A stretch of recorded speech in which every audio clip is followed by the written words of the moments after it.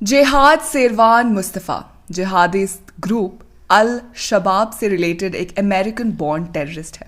मुस्तफ़ा का नाम 2011 से फेडरल ब्यूरो इन्वेस्टिगेशन यानी कि FBI की मोस्ट वांटेड लिस्ट में लिखा गया है, क्योंकि टेररिस्ट ऑर्गेनाइजेशन के अंदर उनकी हाई पोजीशन और क्रिमिनल एक्टिविटीज़ के बारे में पता लगा है। जेहाद सेरवान मुस्तफ़ा का जन्म 28 दिसंबर 1981 में हुआ। उसके पिता सीरिया के रहने वाले व्यक्ति थे और माँ अमेरिकन थी, लेकिन उसका पालन पोषण हुआ और उसने सैन डिएगो कैलिफोर्निया में इकोनॉमिक्स में डिग्री हासिल की।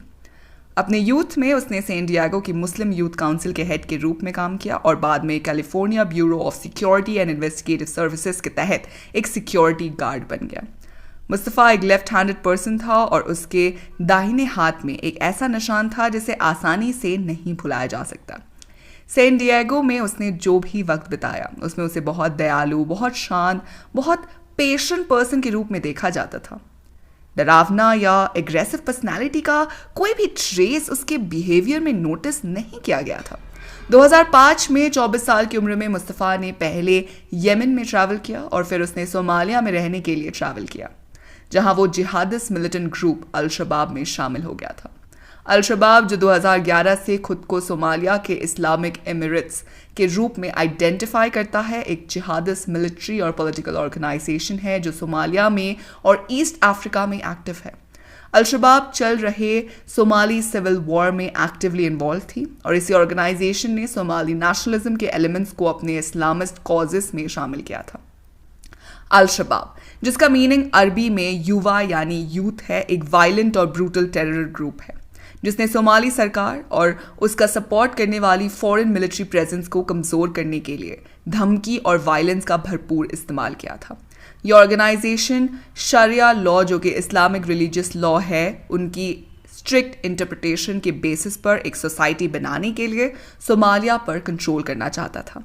2012 में इसने एक और मिलिटेंट इस्लामिक ऑर्गेनाइजेशन अल कायदा को साथ काम करने की प्लेज ली। समय के साथ अल शबाब ग्लोबल जिहाद की खोज में पड़ोसी देशों में एक्सटर्नल ऑपरेशंस में शामिल हो गया है, जबकि इसके आतंकवादी हमले ज़्यादातर ईस्ट अफ्रीका में होते रहे हैं। इसने उन हमलों की जिम्मेदारी ली है जिनसे अमेरिकन इंजर्ड हुए थे और जिनके सैन डिएगो से रिलेशंस थे। मुस्तफ़ा ने अल शबाब ऑर्गेनाइजेशन के लिए एक explosive expert, propaganda expert, military instructor और एक इंटरप्रेटर के रूप में काम करते हुए तेजी से ग्रुप के रैंक्स को ऊपर उठाया।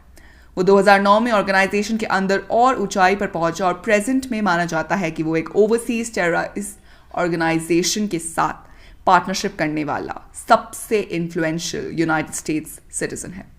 एक अननेम्ड सिक्योरिटी फोर्स की माने तो कहा गया है कि सोमालिया में मुस्तफ़ा की 3 पत्नियां हैं, जिनमें से एक अल शबाब के फॉर्मर मेंबर की विधवा है और अप्रॉक्सीमेट उसके 16 बच्चे हैं।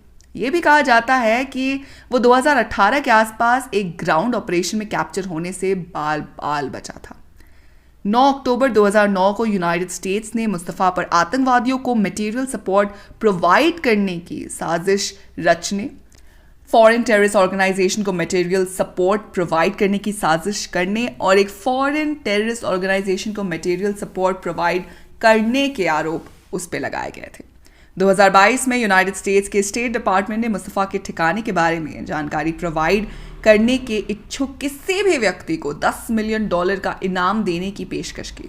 मुस्तफ़ा, जो FBI की मोस्ट वांटेड क्रिमिनल्स की लिस्ट में है, उसे कुछ लोगों ने उसका फ्रेंडली अवतार भी देखा है। उसके दोस्तों ने पोलाइट और क्वाइट शब्दों का इस्तेमाल सैन डिएगो में रहने वाले मुस्तफ़ा को डिस्क्राइब करने के लिए किया था।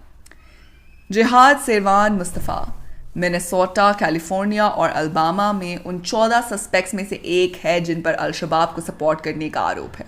मुस्तफ़ा बाकी सस्पेक्ट से ऑपोजिट सोमाली का रहने वाला नहीं है और इसीलिए उसे आतंकवादी ऑर्गेनाइजेशन के साथ लड़ने के एडिशनल आरोपों का भी सामना करना पड़ा। एक औरत जिसने अपनी आइडेंटिटी रिवील करने से मना करते हुए बताया कि वो मुस्तफ़ा को उस समय से जानती है जब वो एक ऑटो शॉप में फ्रंट डेस्क पर काम करता था। एक आतंकवादी के बारे में आप जो सोच सकते हैं, मुस्तफ़ा उससे बिल्कुल ऑपोजिट था। बहुत दयालु, बहुत शांत, बहुत पेशेंट।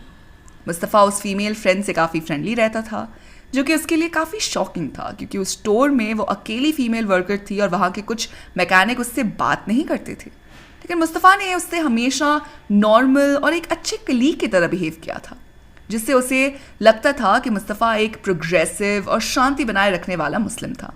मुस्तफ़ा ने उसे ये भी बताया था कि इस्लाम शांति और प्रेम का धर्म है। मुस्तफ़ा ने उससे कहा था कि University of California San Diego का स्टूडेंट है, और जब उसने खबर सुनी तो वो शॉक हो गई, क्योंकि उस पोलाइट और काइंड लड़के तो एक टेररिस्ट ग्रुप के साथ जुड़ने का वो इमेजिन भी नहीं कर सकती थी। उसके लिए इमेजिन करना काफ़ी मुश्किल था। उस औरत के अलावा मुस्तफ़ा को Islamic Center of San Diego director भी जानते थे। उनके मुताबिक मुस्तफ़ा का परिवार कम्युनिटी में जाना माना है और बहुत ही ज़्यादा रिस्पेक्टेड है। मुस्तफ़ा के पिता मस्जिद के नमाज पढ़ते हैं और उनकी माँ एक टीचर है, और ये खबर सुनकर उनका क्या रिएक्शन होगा ये कोई इमेजिन भी नहीं कर सकता। डायरेक्टर ने कहा कि मस्जिद में अपने 10 सालों में मुस्तफ़ा यंग लोगों के साथ काम करता था और उन्हें उन ग्रुप से बचने के बारे में एजुकेट करने की कोशिश करता रहता था जो उनसे परेशान कर सकते थे या फिर उनकी कमज़ोरी का फ़ायदा उठा सकते थे। मुस्तफ़ा उर्फ अहमद अमीर अनवर अवार एक US सिटीजन और फॉर्मर सैन डिएगो रेसिडेंट है। उसे अभी हिरासत में नहीं ले पाए हैं और अभी वो सोमालिया में है, ये माना जाता है। मुस्तफ़ा को प्रोसिक्यूटर्स के 3 केसेस में से हर एक के लिए 15 साल की जेल का सामना करना पड़ता है। प्रोसिक्यूटर विलियम कोल ने कहा कि वो सस्पेक्ट के बैकग्राउंड पर चर्चा नहीं कर सकता, लेकिन यूनिवर्सिटी एवेन्यू पर सोमाली फैमिली सर्विस एजेंसी के डायरेक्टर ने कहा कि FBI की मुस्तफ़ा की वांटेड फोटो से यह क्लियर है कि लाइट स्किन वाला मुस्तफ़ा सोमाली नहीं है। अहमद साहिद ने यह भी कहा कि सस्पेक्ट का पूरा नाम जिहाद सेरवान मुस्तफ़ा है, जो कि सोमाली नाम नहीं है। साहिद ने कहा कि सैन डिएगो की सोमाली कम्युनिटी आतंकवाद और वायलेंस को खत्म करती है और इस्लाम के पीसफुल मैसेज को अपनाती है। सैन डिएगो में लगभग 15,000 सोमाली इमिग्रेंट्स है। प्रोसिक्यूटर विलियम कोल ने कहा कि मुस्तफ़ा लंबे टाइम पीरियड से सैन डिएगो में रहता था और वही कॉलेज में पढ़ता था, और फिर बाद में मुस्तफ़ा ने लगभग दिसंबर 2005 में सैन डिएगो छोड़ दिया। मुस्तफ़ा के फरवरी 2009 में एक ग्रैंड जूरी द्वारा आरोपित किया गया था, लेकिन उस प्रोसिक्यूशन को कुछ वक्त के लिए सीक्रेट रखा गया था। अल-शबाब के फाइटर्स कई हजार की संख्या में हैं जो सोमालिया की कमज़ोर सरकार से बैटल कर रहे हैं।